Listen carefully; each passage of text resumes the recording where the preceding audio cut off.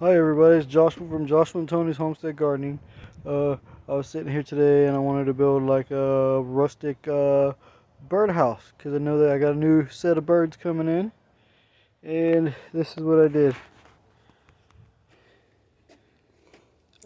I built it and made it where the bark could fit on the inside in between the two panels. And I put bark on the top layer and I got a roof over it. That's because I got a hole there so the bird can go inside instead of having a hole in the middle. I figured it'd be cool to have it on the inside right there.